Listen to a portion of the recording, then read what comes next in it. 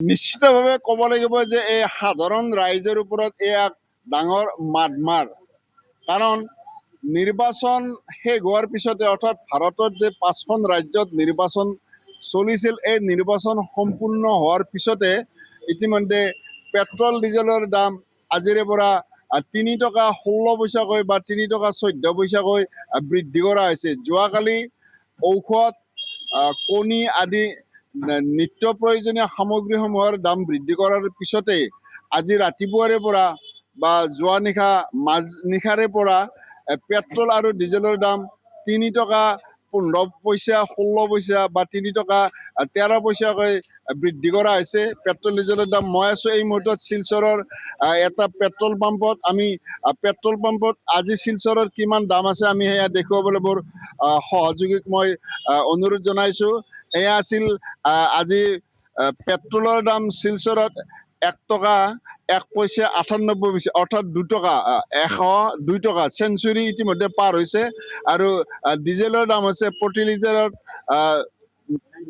93.23 অৰ্থাৎ 93 টকা 23 পইচা।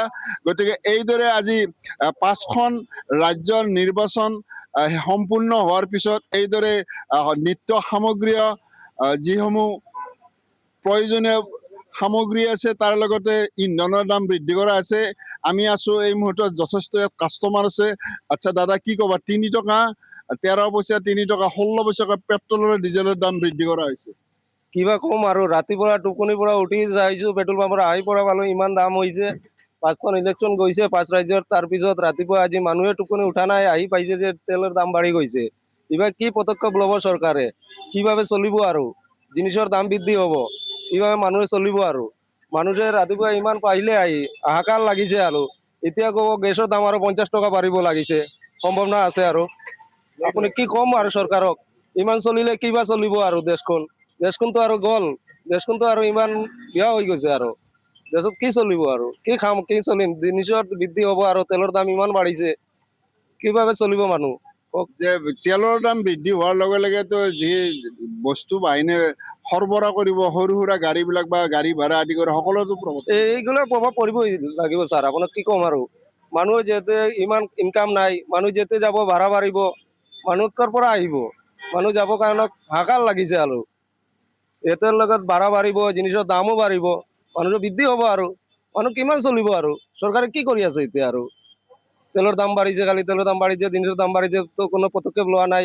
ইনকামৰো স্কোপ নাই, কি কৰিব আৰু মানুহে। হয়, এয়া আছিল সাধাৰণ ৰাইজৰ বক্তব্য যে নিৰ্বাচন শেষ হোৱাৰ পিছতে এইদৰে পেট্ৰল ডিজেল আদি কৰি চব জিনিস পত্ৰৰে দাম বৃদ্ধি কৰা আছে। আমাৰ এই মুহূৰ্তত আছে এই তেল ডিপুটোৰ এগৰাকী কৰ্মচাৰী আছে, আমি তেখেত যে দাদা কিমান টকা বৃদ্ধি হৈছে লিটাৰত?